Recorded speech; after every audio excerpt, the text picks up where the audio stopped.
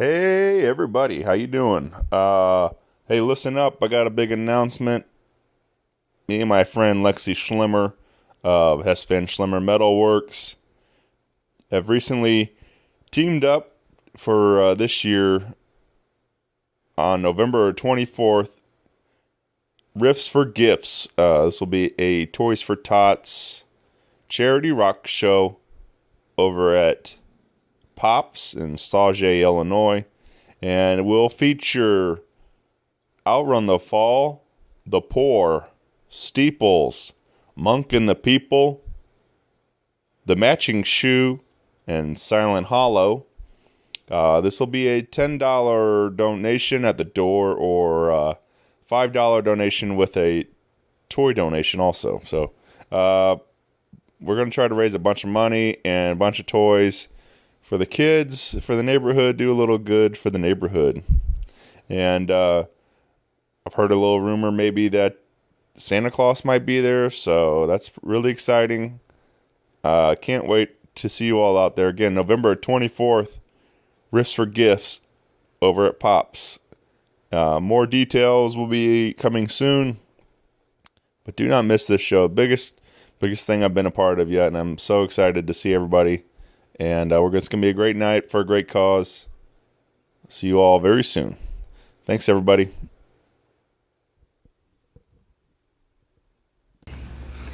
Hi, this is Lexi and Sid of Hess Van Schlimmer Metalworks and Art, home of the Schlimmer Metal Wolves. We are a small but furious family-run welding, fabrication, and metalworks shop with CNC capabilities and now full-scale powder coating operation.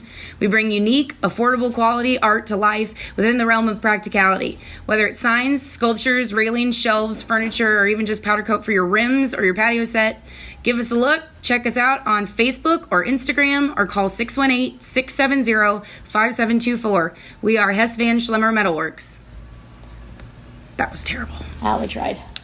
Hey everybody, Shane Presley here. Let me tell you about my friends over at Naked Vine, located at 1624 Clarkson Road in Chesterfield, Missouri, serving up all kinds of delicious wine, whiskey, and local craft beers. Hey, swing by and visit them Tuesday through Saturday. They do live music a lot on the weekends. This coming up Thursday, October 18th, Phil and Carson from the Scandaleros. Friday, October 19th, Pat Liston. And Saturday, October 20th, the Bedlam Brothers. And I will be back out at Naked Vine on November 13th for my next Rock Paper Podcast singer-songwriter storytelling showcase with Maddie Shell, Nick Gussman, and Sean Kimball. So don't miss that show. You can find all this at nakedvine.net. Be sure to follow along with them also on Facebook, Twitter, and Instagram. Thanks, everybody. Enjoy the show. A podcast is kind of like it's like a radio show that's not on the radio. It's on the internet. Does that make sense? Uh-huh. Yeah. That's also like my mom. It makes it sound more confusing, doesn't it? It sounds like this. Hello, we're Morning, Mountain, and you're listening to Rock Paper Podcast.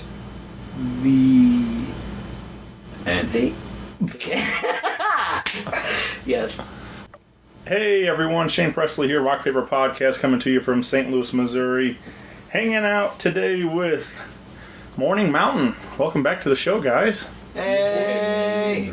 We got a lot to catch up on. I was looking at it. It's been almost a year. It's been a little while since we last talked. So October of last year, something like that. Yeah. You guys want to go around the mic again and introduce yourself for everybody, though, for those listening? Sure. I'm Vince. I sing lead vocals and play the rhythm guitar. I'm Chris. I play bass. I'm Kevin. I play percussion. I'm Nick. I play percussion. And I'm Travis, and I play guitar. Yeah, man. This is cool. I'm glad to be back. Like I said, we got a lot of things happening. We got a brand new album. We got a big release party. Yeah, we mentioned it last time. Yeah. Which it still hasn't happened. A year in the making. It's going. Well, we did do last time. It was a lot of fun because we did do some live acoustic jams from the living room. But I've done some of these, but like, I was really proud of how those turned out. Like for what we had going on for just a one mic in there. Like I thought it was cool. Yeah, I thought they turned out real nice. Yeah, So, very spur of the moment. yeah. It was very spur of the moment. But didn't we like practice like 20 minutes before? Yeah, we ran through. Like, some all right, stuff. let's do some shit, and then just got you just had just a snare drum and a hi hat, right? Yeah, it's definitely All right. Or was so, it a ride. Yeah, I think I Right. played with brushes as well. Yeah, you played with the bead on the ride. The bead from With the that, bead, yeah. yeah. sizzle. Yeah, we just made like a quick Yeah, adaptation to like acoustic It was cool though. last minute. Yeah. Very fun. That was Turned fun, out good. Yeah, definitely. But it's fun to now like to have those, these live acoustic versions, and now to compare that to what we have now as the on the album. We have so I like that kind of stuff. I like just the kind of progression of music and stuff, and like maybe those alternative versions and different things, B-sides and different stuff. So Right. Definitely. But, definitely. so On deluxe edition. yeah. All right. Let's get right into this brand new record. Do we have a name for it, or is it just It's self-titled? self-titled. Yeah. That's why we decided to be lazy on it because we could. So we got this will be the debut 8 tracks, right? Yep. And we're gonna sneak peek a couple of tunes for you today on this episode. But you can join us November 2nd over at Foam, and that'll be the big release party.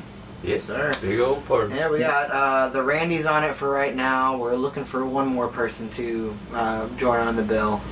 But we'll Gonna be be good selling our new record, some T-shirts. We got some pens going on. The Randys are an excellent band. By They the way. are. They're so good. Yeah, we played there a couple Perfect months fit ago. for us too. Like it's a female frontman band or fronted band.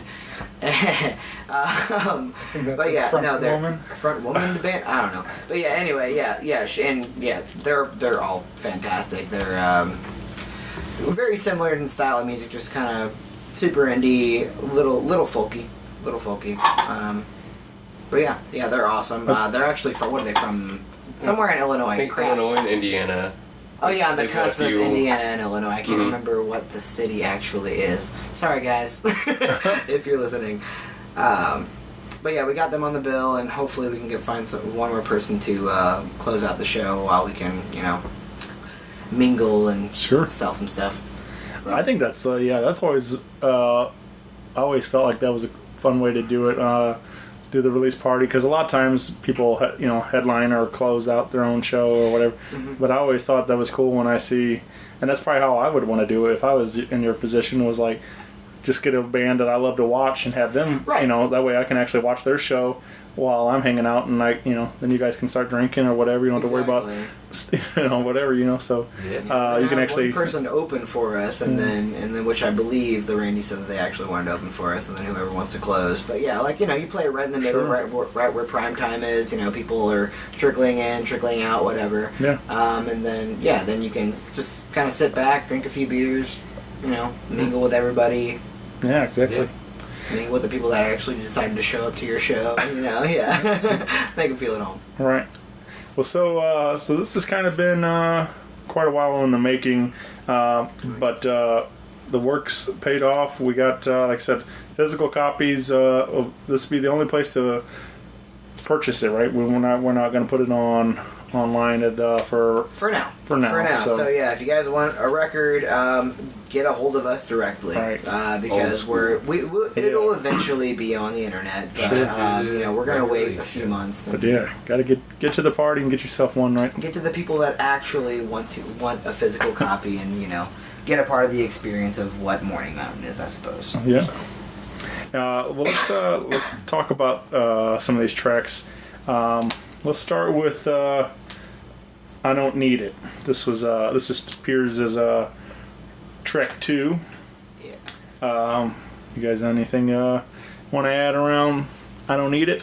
It started out with we were at my old studio house, not a studio apartment, studio house, It was a little tiny. We called it the Love Shack, and Very that was small room. where that was where this entire group started. Like actually started.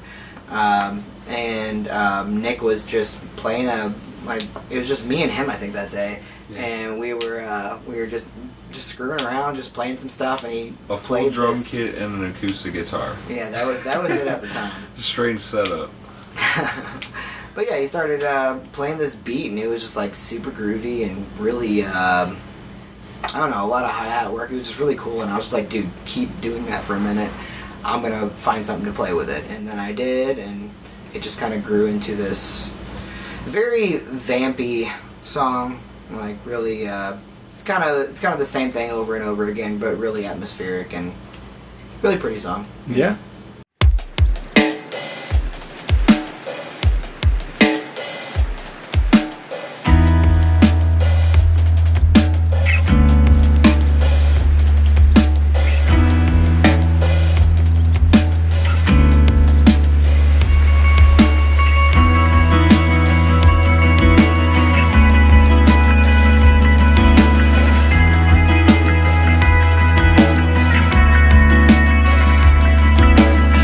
I'm just so sick of being used. My bones are twisted and abused. It's far from irrelevant, and you're far from intelligent too.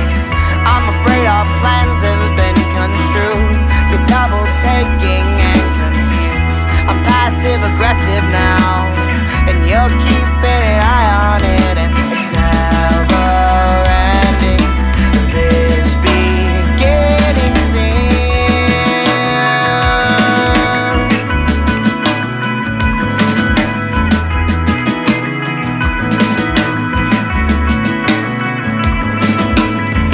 Take two, we're happier it seems. Blank pages stay behind the scenes. I just want a severance and stomach turning silences too.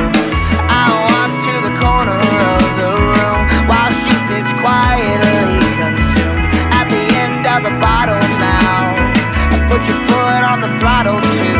It's past forgiving. I'm forbidding you.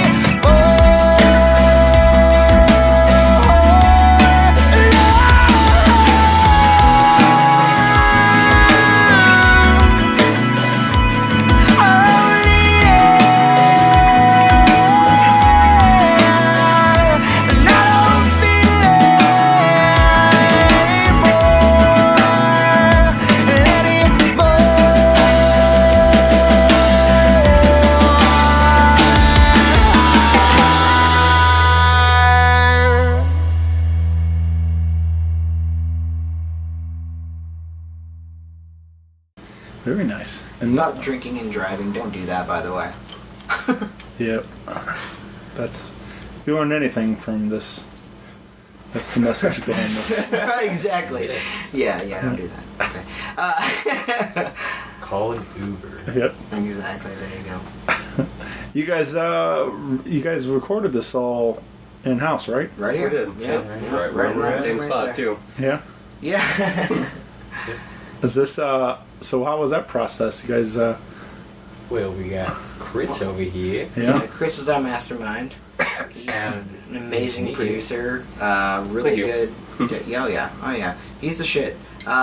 Definitely best recordings I've heard that I've ever recorded, at least. And he's, definitely knows how to mix. Definitely knows how to actually produce, give his input on everything. So always a go-to. Plus he's actually in the band, so it makes it a little bit easier. But yeah, he's fantastic. So Yeah, and it's fun too because we kind of get to record it at our own pace and kind of hang out, and we're kind of doing it on our own time too. So it's basically like getting together, hanging out, and jamming pretty yeah, much. it's So like, hey, do you want to do this today? Yeah, sure. Why not? yeah, so it's a fun process. Instead of actually setting up a friggin' time at a studio Mhm. and then trying to get to know somebody well enough to where you can feel like you know, can open up to them and throw ideas out at them, and then it's also in a set time. Like, you know, like you have 3 days to do this. Okay, cool. So I have to know this guy. I have to get to know this guy, get to know how he works. You know, it's a lot more convenient and a lot better to just, like what you said, just, you know, hang out and talk about stuff. How should we do this? You know, like should we change this part? And just more of a relaxed situation, which is awesome. Which, you know, you get the best quality and the best product out of actually recording among friends. Yeah. Yeah, it's fun too because we're at a lake, so that's the best. It's a really cool spot to be. Hey, at. you guys want a break? Let's go on the It was really, really comfortable, organic process. Oh yeah, definitely. And like, even though we've only been in a band together for like 2 years or whatever, we've all like known each other for like very long time. Yes. Yep. Yeah. So it's very comfortable. Yep. You guys layer a lot of it, or was it like how you guys like kind of going with drum and bass and? We kind of did. I mean, some of it we played together. Like I think we started with drums, guitar, and vocals, and kind of did that together. And then went back and redid some of the vocals and added more layers of guitar. So we kind of did it together at first to kind of make the foundation, and kind of went over it again after that. And some parts we kept, some parts we didn't. Like, but the thing was, is what I loved about, especially recording with Chris, is like we do a whole, like instead of like chopping parts in. Well, like, for instance, if I don't like a track that I do, like, we just redo the entire thing over again. So it's all, like every part that we did was pretty much one go, whether it was, you know, the first time or the 20th time, but it was all done in one shot. We didn't ever do, like, copy and paste kind of deal, which is, it feels more organic that way, even though you're still doing the track-by-track way. But, I mean... Yeah, so kind of both, really. Yeah. Best of both worlds. Right. What, is there... anything you would have done differently, or anything you learned along the way that really stood out? We cut an entire song from it because as we played it more at practice, it just continually sounded better live than it did when we had recorded it. Right. And just different too. We kind of amped it up a little bit over time. It evolved. It did definitely evolve, and like when we recorded it, it was very new. It was like maybe we practiced it maybe like 5 or 6 times, and then we're like, let's put this on the record because, you know, it was new and it felt cool. And then we did, and since we've been playing it live and playing it like out and turning it into this. It's still the same song, it just has a lot more dynamic to it now, so we just decided to scrap it all together because, you know, the one that we recorded ended up sounding just way too plain. Yeah. It doesn't represent the way the song truly sounds. Yeah, and I think that's the great thing about our group is that, like, we will wait to, like, we're not one of those guys that just like, hey, I wrote this last week, here we go, and play it. We run it by each other and we change it and evolve it, and don't usually when we write a song we don't play it out for months usually until it's like something that we actually enjoy playing and like it feels right. So I think I've heard stories like, you know, I listen to a lot of Stern Show, and a lot of these my favorite, you know, rock and roll stars go on there and they tell these stories, and like they've shared stories about like going into the studio and it's like the last day in there and they're like kind of crunch time, and then they like just wrote this last song. I think like one of them like was like it was a Crosby, Stills, Nash and Young song or something. Okay. I'm blanking on the name now, but like which one it was. But it was like they like wrote it last minute. It went on the track or went on the record and become like one of their biggest hits. And it's like it's just nuts to think about. Like yeah, okay, here's a song. Okay, let's go ahead and cut it. They ran it through like one time in the studio, and then like it's just like weird to think that that's like how easy it was for some, you know, sometimes, and then it turns out, but yeah, I know that's a rarity, like to where, you know. It's well, I mean, like I feel like we still probably could have recorded it. It was good. It was good. Right. Like it just wasn't like, and I know a lot of bands do that live too. You know, like you'll hear the recording of the song, and then like years later you'll hear them play it live, and it's very different like Right. you know, like a completely different monster all in itself. Sure. It's still good, and it's cool to see that dynamic, you know, come through. But I mean, It's like, probably a good move though. And like I say, and save it for the next record and stuff too. Give you a chance to. and by the way, The one that we recorded sounds more like a demo of what we have right now. Right. Yeah. Which all the other songs we got played kicked so around. long to where none of them sound like demos on the album. Right. Yeah, I mean, all of the songs we've tweaked still, honestly, like within the last 8 months or whatever since we actually recorded it. But I mean, like, you know, they're all tweaked a little bit to where, you know, live is a little bit more interesting, obviously. But I mean, that one just changed so much, I suppose, to where it's just like, I don't know, it just felt right just to cut it, honestly, just because we weren't happy with it. Yeah. So. Let's talk about Further. This is track 1, starting the record off. Super old song. Super old song. Super old song. Probably one of the first ones I that you learned. wrote into. I joined playing ukulele and then.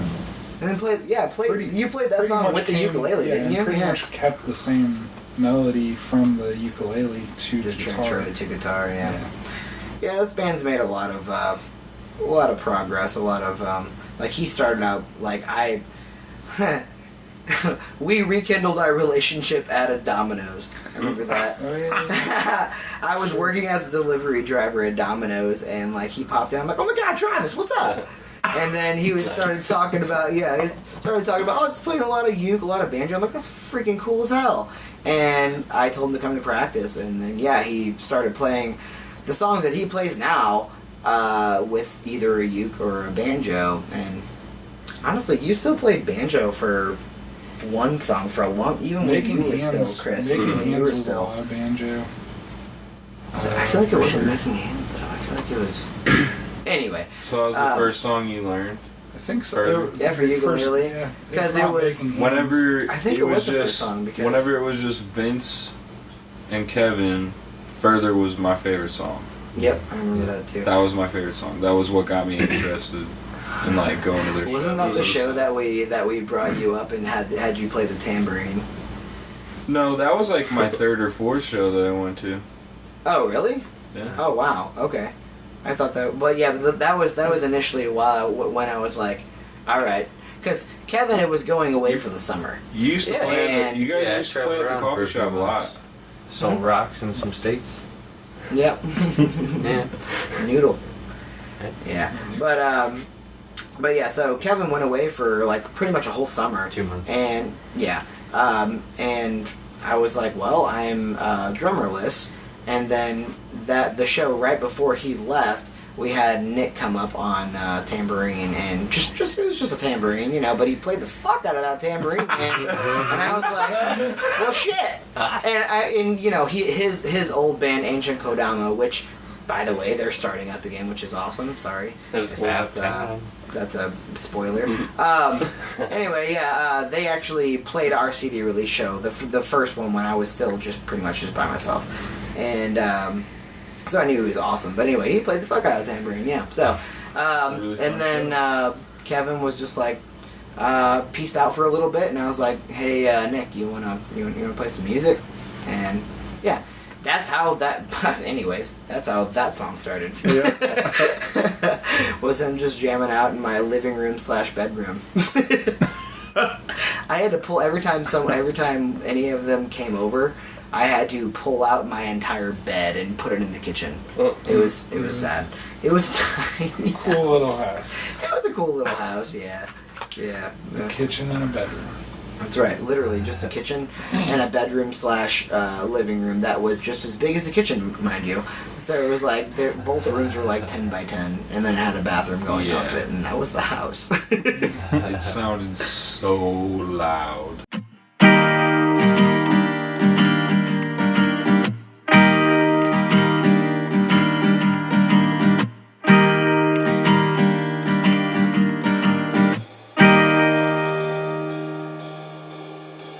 Your curves my shirt, your feet my shoes, pulling out your pockets for the rhythm and blues.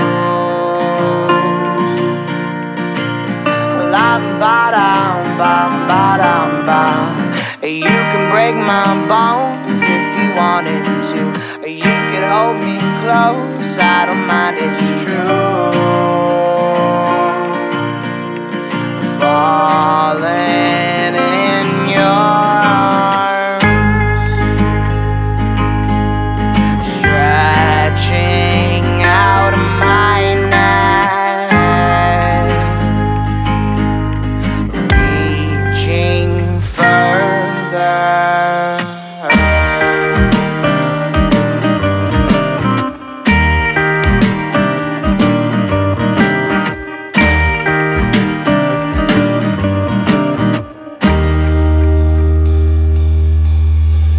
I better call, collect, I need to talk to you. I wanna make a bet, I better follow through.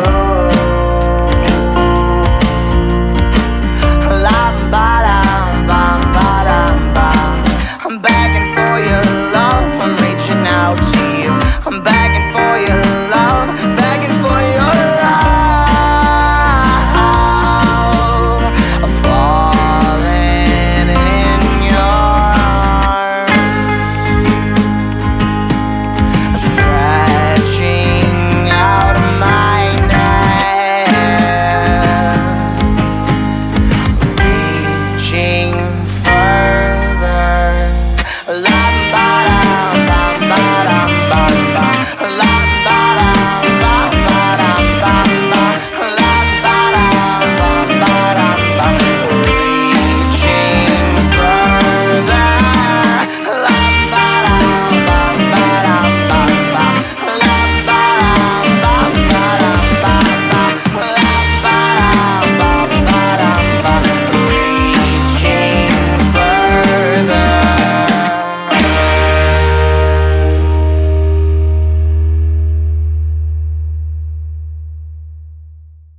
It did. It was all. It had hardwood floors. Pretty much, there was no reverberation. I feel like It was so weird I feel playing like you there. could fit the length of that house in the length of this basement. Yeah. Oh, you definitely could. You could fit the house and pretty much this room right here. It was tiny. I was gonna maybe like 4 feet, maybe 4 feet. Not Not all even. of the band room. Not yeah, about a quarter of the band room, and that's pretty much that was my house. Yeah. Hey, $400 a month. Can't beat that. Oh my. Okay. Yeah. So did anything like when you guys were taking these, when we started recording these, like, was there certain things when you started recording and then you like they evolved from the way you guys were playing them live, or is there anything like, or was it pretty much you guys went in there and just cut it straight? I mean, or did you tweak anything? Oh, there was a lot of. Yeah. There was Definitely tweak everything. Yeah. Not everything, but you kind of get to the point where you want everything to be. It kind of makes you focus on everything a little bit harder. Sure. So I feel like in a way it's really good because it makes you kind of perfect parts of songs that you were never totally sure about, or maybe went back and forth on, which is kind of cool. I think that even helps you play live after the fact too, because it kind of helps solidify what you're playing. And obviously, since you have it on the album, you kind of want to play it live that way anyway. So, but it kind of makes you focus on every part a lot more. So I think it kind of forces you to evolve certain things. Did any particular track you think take the biggest change? I know I made a part for Gone at Chris's apartment whenever I was recording my part of the song. The little lead line after the choruses. It just felt like really empty what I was doing while I was recording it, so we stopped. I figured a little more out of it, and we started going from there. Yeah, I actually you made up a solo for one of the songs in Chris's. I think that was right. I think that was that High and Dry? Loud one. No, it was a loud one. High and Dry I wrote at my place. Oh yeah, no, with the solo. The solo. Oh, I remember we were playing it one way at the tavern. And then I was like, I don't want to do it like that. I'm gonna play The Office, you mean? Yeah, that's what it Yeah, was. one of them bars. We didn't have a practice space for a while, so I convinced one of the owners that a bar that I frequent to have us practice there on Monday nights, and they were fine with it. It was funny because like people would be like, play Freebird, play this. I'm like, dude, we are practicing, and then we would stop in the middle of a song, and people would be like, what the hell? They're like, no, dude, we're just practicing. Stop. We're not actually playing for you. Go away. It was awkward. Yeah, it was kind of cool, but it was kind of not cool. Exactly, because people could hear all of what we were trying to do.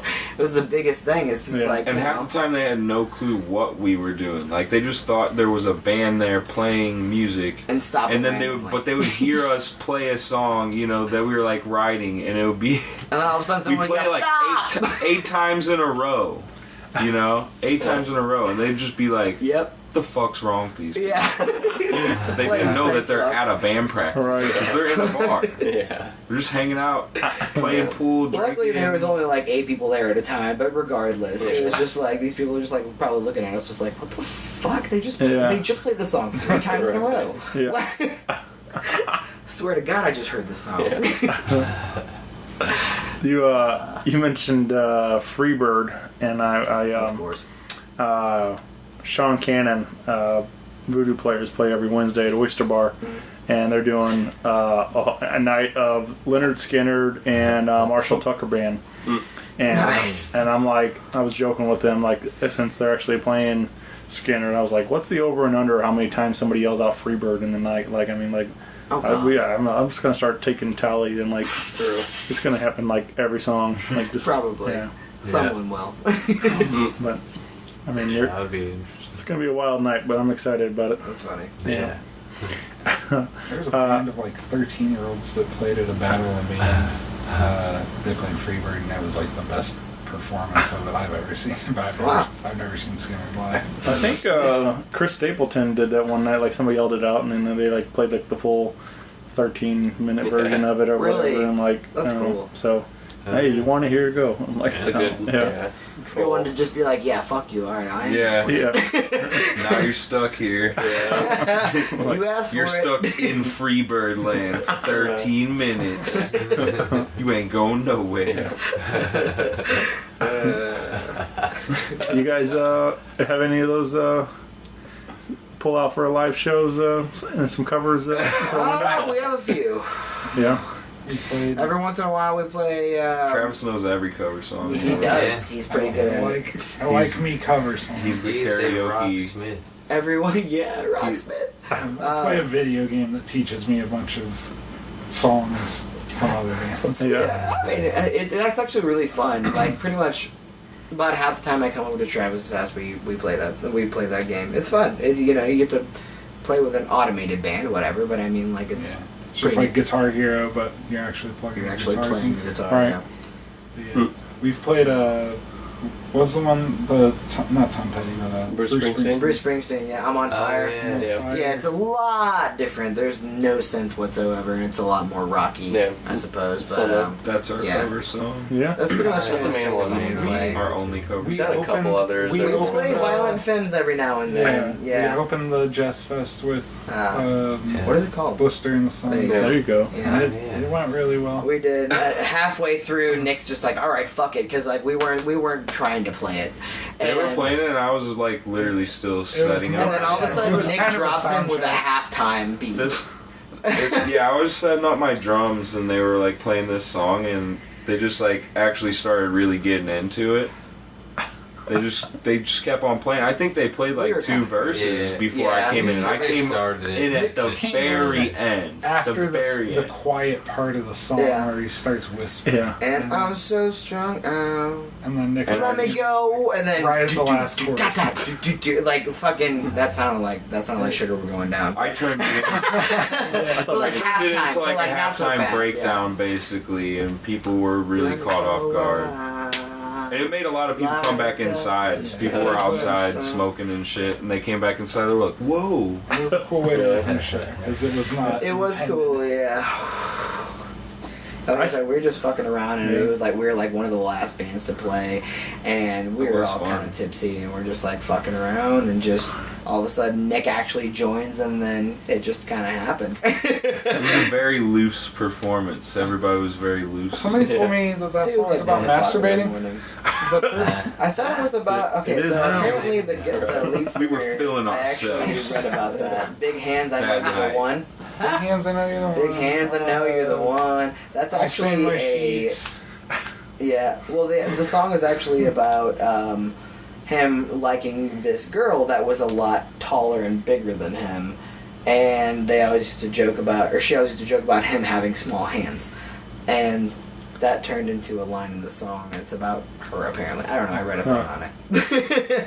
But anyway, I saw those guys a little while back at the pageant. Man, that was an awesome show. Like they're a lot of fun. Oh, I bet. That they had like it was just like guitar and then like a stand-up bass. Yeah, they had like a some kind of like a snare, but like it was like a steel drum kind of thing, or kind of deal. I don't know. Okay, cool. Some kind of deal like that. And then like, but they had like somebody like on this like Barry sax, but like it was like the biggest Barry sax I've ever seen. Like the ones that like go down to the floor. Yeah, it had like its own stand, like, and then like I don't know, it was like they had like go upstairs to like play it, like like what? Like yeah, it was like this thing was huge. So like I don't know, it was 10 foot probably, something like that. Wow. Like so they had like stand on a little riser thing to. That's serious. I don't know what it was, but it was a huge saxophone, that's for sure. Damn. But anyway, it was a fun show. But yeah, it was fun to sing along, Add Up and Blister in the Sun and all those American songs or whatever, and all that stuff. Like all those American songs. Well, isn't that our American music? American music. That's one of their songs, American music. Oh, I see. I understand now. Yeah. I was like, I only know their hits. Yeah. Here Comes Your Man. But it was a good show. That was fun. So, do you guys get to do any of that stuff? Like, go to concerts together as a group? Like, is there any particular bands you guys all like to watch? Upon? Yeah. I know me and Travis and a couple other people are going down to Kansas City in a few months to go see Manchester Orchestra and the Front Bottoms, and I'm pretty excited about that one. By the way, y'all are more than welcome. 8th time seeing Manchester Orchestra. It's my second time seeing Manchester, my third time seeing Front Bottoms, but they're goddamn. First time seeing Front Bottoms. Oh, they're so good. They're so good live. Goddamn. Like they're kind of shitty anyway. Come on, purposefully shitty. Like they're like super sarcastic is what it is. It's like it's still good though, but like they like emphasize on that live, and it's fucking perfect.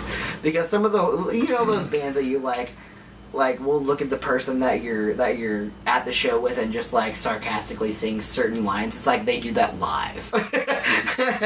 It's awesome. See, I didn't care for Manchester Orchestra's most recent album, but I liked it. It was super different. The last thing he did before that was he did the entire soundtrack to Swiss Army Man, that movie with Daniel Radcliffe and Paul Dano, where Harry Potter played a dead body on an island. Yes, The whole movie was a cappella music done by the lead singer of Manchester. That's cool. So much better than the album that he put out afterwards. They're very like later brand new-ish. Yeah. So, and then they came out with this new album, and they actually played one of the songs on the Point. It was called, what was it called? It wasn't the Alien. I don't know. All of the songs had the gold. title. The gold. Yeah. And the one's like, you believe that was crazy. Anyways. It was okay. No, but I listened to their whole album, and it's all kind of like that. It's very, it's a lot more played down than the rest of their stuff they do. I like it. Same thing with Jessica hated that the new album by the Wonder Years. I like it too. I don't listen to them that much. Oh man, whatever. Anyway, that's what's fun about records, and I don't know, like there's a lot of stuff like that people like love, and I'm just like I don't get it, like. and then like but I have my own things. But then like Exactly. it's also kind of fun too. Like when I listen to a record and I'm like, nah, not for me. And then like I revisit it later on, like a year later or something. All of a sudden, I'm like, I'll give it another try. And then all of a sudden, it clicks for me. Like Yeah, you love it. Yeah, it makes It sense. just depends on where Yeah. you're at in your life, Right. you know, like what you're into. Not even what you're into sometimes, just like Sometimes you can't relate. Right. Yeah, exactly, and that's my big thing. Like I always like it doesn't matter what the lyrics are or what the music is. Honestly, it could be fucking country. I don't give a shit. If I can relate to that music and I can actually vibe with the lyrics, that's all I care about. For sure. So. Yeah, man. Well, let's drop in one more tune in here. We got another one for you called "Gone," and this appears as track 7. Yeah. So Is there anything? not really. That one was it was about my ex. We were together for here we go. Shut up. We were together for a really long time, and it was just like kind of just like a breakup song, pretty much. But it's really good. The harmonies in that one particularly were worked on for quite a while, and I think we finally perfected it. And yeah, it's really pretty. Started out as like I wanted the part where we were harmonizing at the beginning. I wanted that part to actually be done by a guitar, but it ended up sounding really weird. So I started like ad-libbing it at practice, like just the parts that the guitar was supposed to play. I started ad-libbing it, and then it kind of turned into something that was actually harmonizing vocals, which was kind of cool. So Yeah.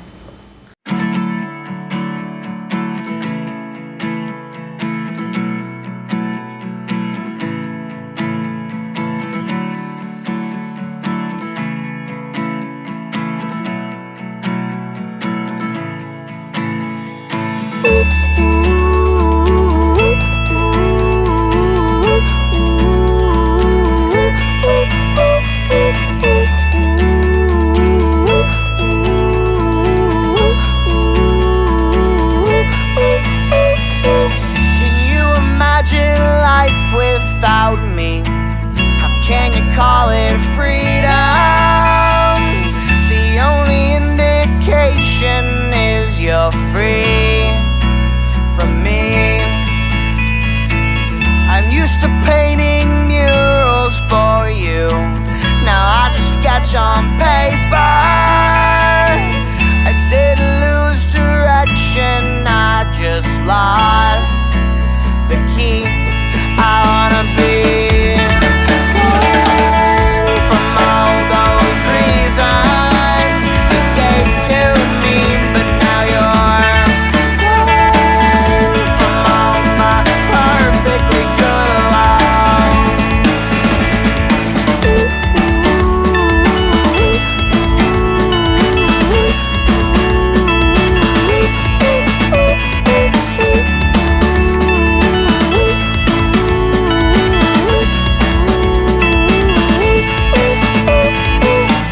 Keep finding pictures of you. Wish I could call it nostalgia. Can you imagine postcards on the wall from me? I got this sudden itch to fix me, to glue my shattered torso. A million pieces scattered on the floor of me. I wanna be from all those reasons you gave to me, but now you're from all my perfectly good love. I wanna be filled up notebooks with all your words, but now you're so now I'll find me a new love.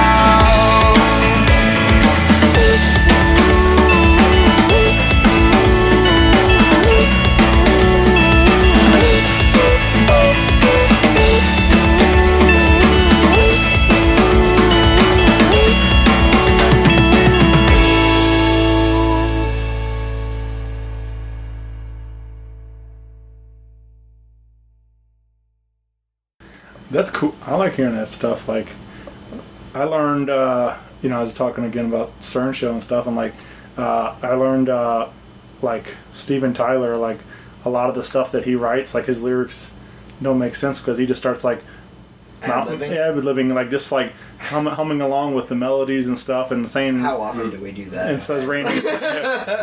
That's how all of our songs start now. Like we have like 3 in the progress that are pretty much completely done, but I don't have lyrics for them. So it's just like me just going la la la pretty much like the whole time. So, but I mean, we know the direction where it's supposed to go. I just don't have. Yeah, he just drops in filler words in there, and like that's how he writes. Like how Pearl Jam does. That's how he writes a lot of his songs. Yeah, it works. That was actually a thing that I heard a couple of years back about. Yellow Ledbetter. Yeah, Yellow Ledbetter. Yeah, Yellow Ledbetter from Pearl Jam. They ended up having lyrics for it later, but when they actually recorded the song, Eddie Vedder actually just ad-libbed words. Like there's a couple of actual lines in there, but it was just all done on the fly. And they ended up keeping that recording of it.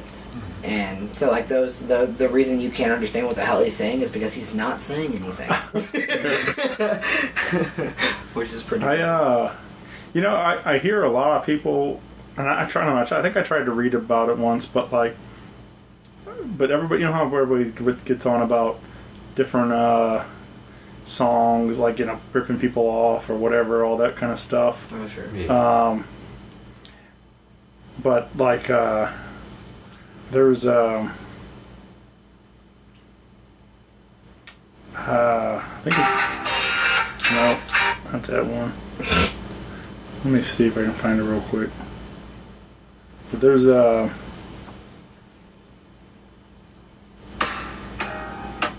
nope. There's Are you talking about like how Tom Petty's Won't Back Down and Sam Smith's Stay By Me or Stay With Me are like the same? Yeah, there's like all kinds of like. Oh my god. Stay with, won't back down. That's fantastic. They had to like pay settlements for that. Yeah. Let me let's see if I can find it. Isn't Danny California? Ooh, Last Days with it? Mary Jane? Is it? Danny California what? What is Last Days with Mary Jane. Oh, You know what? wow, I feel like in those situations, Oh. it's just like somebody else wrote that song for him, and they sold it to like 2 different people. Seriously. it? Well, yeah, I but really that think one, that's what that's it like a is. 20-year difference. But there is a difference. Some people do steal shit. Yeah. There's a lot of times where it could be coincidental. But it could have been the songwriter that stole it, because those are all like, ooh, we don't write our That songs song anymore. that song we were Those working kind on. of artists. Yeah. That song that we were working on last week for like 5 minutes, Kevin instantly was like, "That's a Flaming Lips Yeah, that's a song." Flaming Lips song. Like, Yeah. and it's I not even like guarantee you a I- popular one. It's Do you think guarantee that I if we never continue heard with that, That's and yeah, exactly. It's just like sometimes that's you, all. yeah. And it was very different, so we probably still could do that because obviously I'm not going to sing the same or I like mean, I get you, but I done heard it. Yeah. He knew it instantly, and I'm not arguing. Right, It didn't sound exactly. like it. Something needs to change. I mean, you know, like people Sometimes it have there's only so many combinations of chords you can. exactly, and that's the problem. That's always been my thing. Like someone would be like, "That sounds like this song." It's like, dude, eventually all the chords will be used in this in certain ways, and Jeffrey, like, but to where it what. Jeffrey, but Jeffrey. no, that's too close.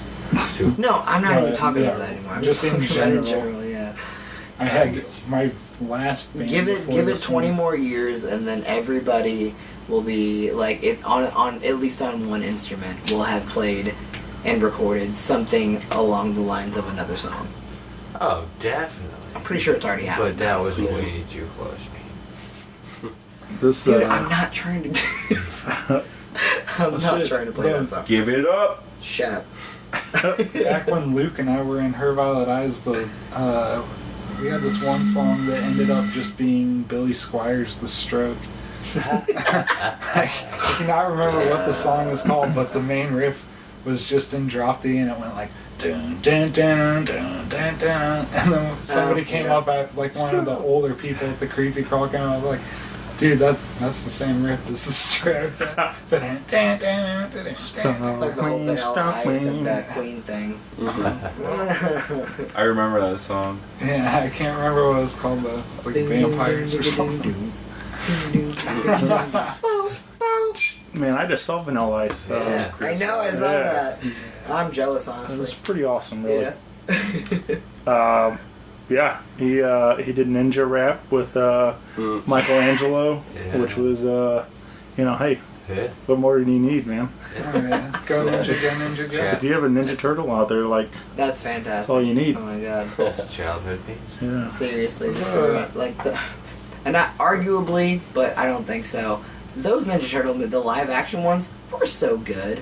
Like I feel like they couldn't, like even the new Ninja Turtle movies, honestly, just because they were directed by, what's his name, the dude that did Michael Bay. Yeah. Like that was kind of, and then they're all of a sudden they were like aliens or something. Yeah, apparently. I haven't seen it, but I have heard that that's the case. I regrettably owned the first Michael Bay Ninja Turtles movie. TMNT? Pretty weird. No, not that one. That was like the Aren't they like CGI? I like that too? one actually. And that, Yes. aren't they like CGI and stuff? They haven't worn suits since like the '90s animated or the '90s live action. Yeah, those were the originals were fun.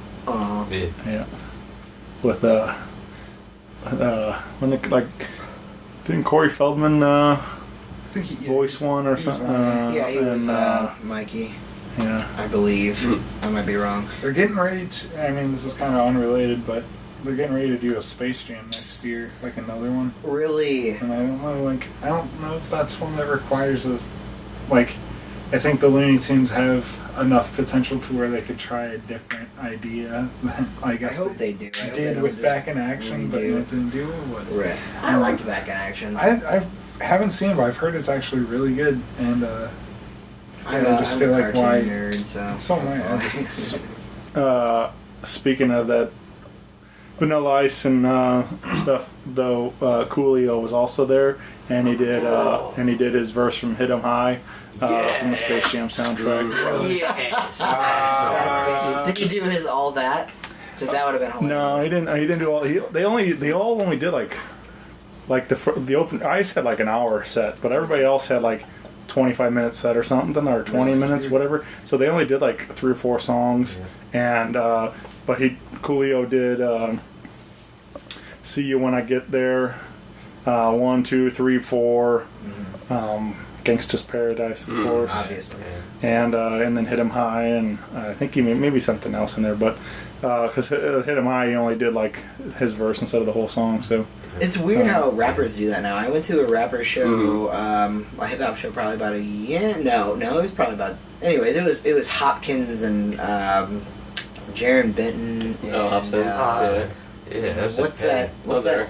Oh, you were? Yep. You know, who was the other guy that played? He was like a I got that one later. Dizzy Wright. Dizzy Wright. Okay. Dizzy Wright. I went there, and Hobson obviously did about an hour, maybe a little bit longer, honestly.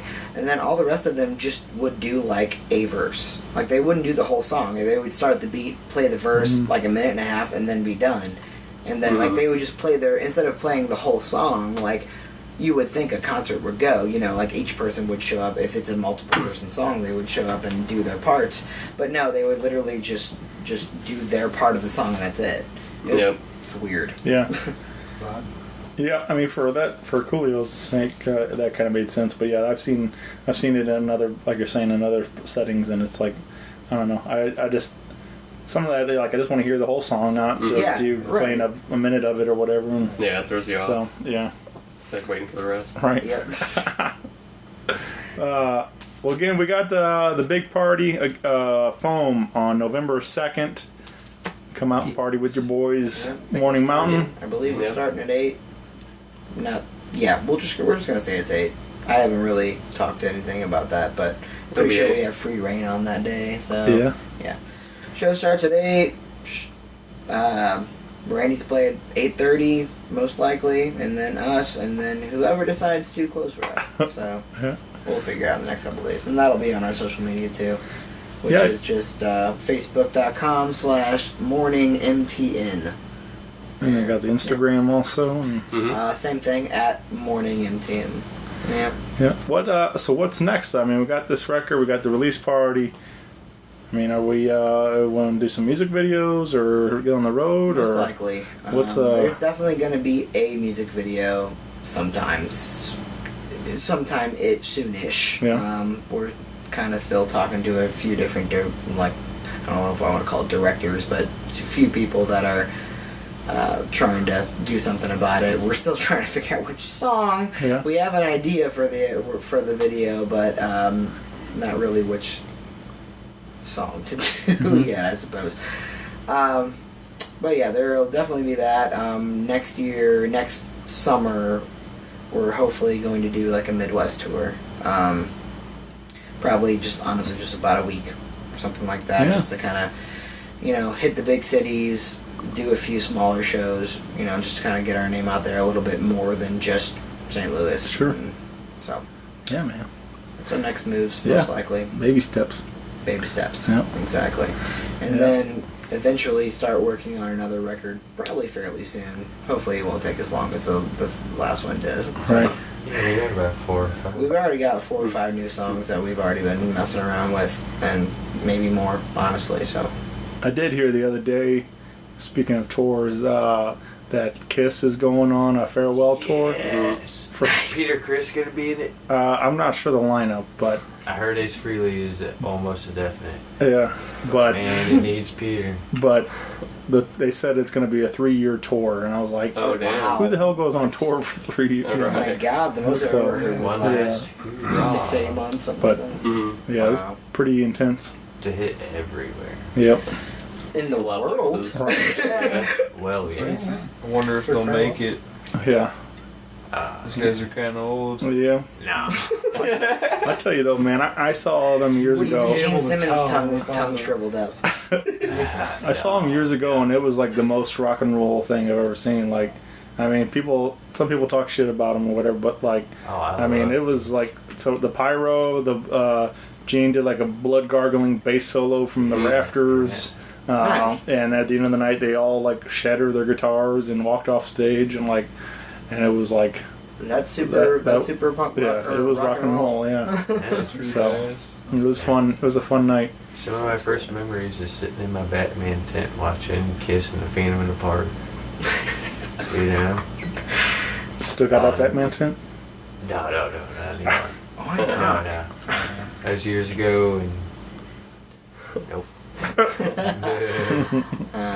So there's a mini Kiss. Oh yeah. Oh yeah, Mini Kiss is awesome. They were one of the house speakers at Beach Golf a few years ago. Yeah. Yeah, that was the one with the growlers, right? Yes. They still do that? Yep. Yeah. Yep. Right on. All right, guys. Well, again, join us November 2nd. Foam. Pick up a copy of the debut record from Morning Mountain. And Oh, by the way, if y'all actually come, we'll have a special deal for you. So, why not? Yeah. So that's it. special deal. I can't remember what it was exactly. But it has to do It with has to do with buying things and Well, that was with discounts. Spill Canvas. I know. So- Shh. This is why I immediately regretted what I just said. But if you're hearing this and you ask about it, there might still be a deal. There's gonna be a deal. Yep. Wheeling and dealing. A Alright. special deal if you heard this podcast. Yeah. Hey, there you go. That's a Yep. good one. Ask about it. All right. Well, thank you, guys. This has been a lot of fun. Yes. Getting to catch up, getting to hang out. And I will see you all very soon. Hopefully. Yeah. Yeah. Bye, everyone. Adios. Bye. Rock Paper Podcast. Rock Paper Podcast. Rock Paper Podcast. Rock Paper Podcast. Well, yeah, that was it.